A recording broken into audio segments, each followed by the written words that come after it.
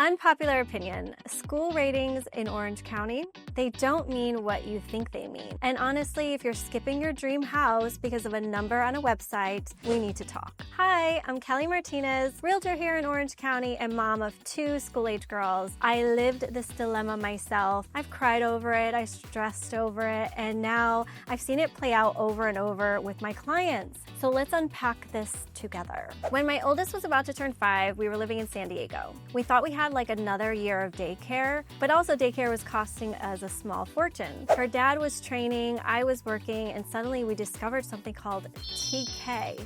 Transitional kindergarten. Basically, it's full day of school starting at age 5, not 6, and this was like a huge win for us financially. But then I looked at the school rating and it was like maybe a 3. And I panicked, like full on, tears bursting, panic mode. It was a lot.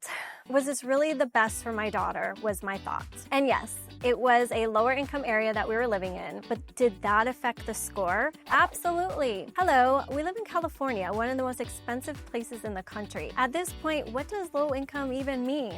It's all relative, but that label alone knocks down the rating, whether it's fair or not. So what did I do? I called a school in North Park. It's very trendy, up and coming, high-rated schools. And I basically begged the principal for advice. And she was very graceful and gave me wisdom that I will never forget.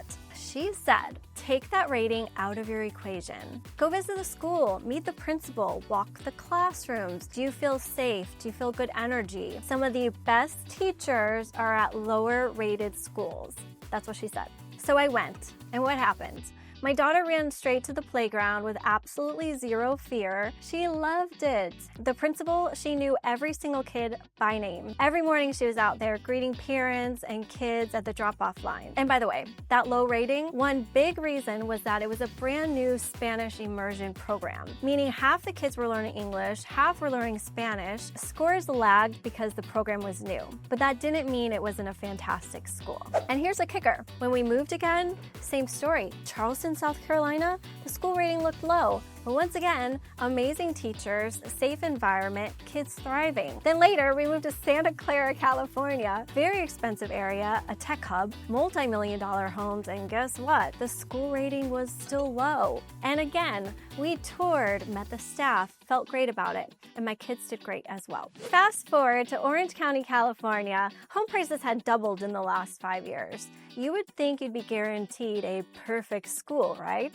No! Same deal. School ratings average was low, but the teachers, incredible. The campus, safe. My kids, excelling. So what did I learn? Ratings don't tell the whole story, not even close. Okay, how does this apply to my real estate career? Well, so I meet a young couple, they're just engaged, looking to buy a home. We go to a new building site. The builder tells them, yes, you are in a top-rated district, but technically the rezoning, your actual school will be rated a 7 or an 8, and it's like 8 miles away. And they say, no way, we only want a 10. We want 10, 10, 10s. They did not say, oh, shoot, that's inconvenient. It's too far to drive. Not, it doesn't fit our needs. Just, it's not a 10. And inside, I'm boiling. Like, do you even know where those numbers come from? Have you done any research? Have you looked at the curriculum? Have you toured the school? No. Then why are you letting one score on a website dictate your entire life decision? And look, this happens all the time. And sometimes I don't hear back from clients after I say it. Maybe that's my problem. But I'd rather be honest and give people perspective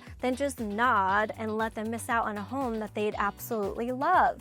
To be fair, sometimes ratings do matter for the right reasons. For example, if your child has special needs, or they want a faith-based program, or you need a strong arts curriculum over science. But most families, they're just chasing that number and they forget 2 things. They forget that school scores can change. That 8 today could have been a 5 2 years ago and might be a 9 next year. And 2, you're paying a premium to buy in a 10-rated district. That's great when you sell, but it also means you're buying at the top. Sometimes the better financial play is buying in a growing district, watching the ratings climb, and then selling with more equity. So my advice, don't judge a school by its score. Do your homework. You'll learn way more than a website can ever tell you. Because here's the truth.